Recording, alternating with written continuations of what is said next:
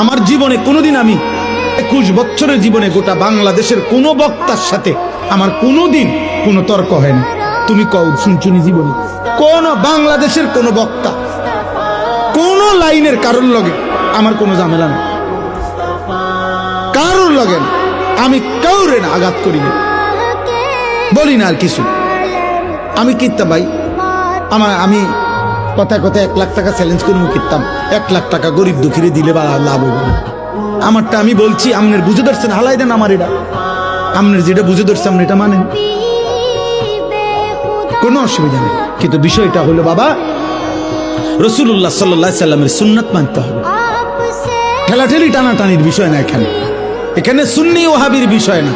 আপনি সুন্নি ওয়াহাবি বাদ দেন, আপনি শুধু এটা মিলান যে হুজুর আমি আমার জায়গা থেকে রাসূলুল্লাহ সাল্লাল্লাহু আলাইহি সাল্লামের একটা সুন্নাত আমি আমল করতেছি, যে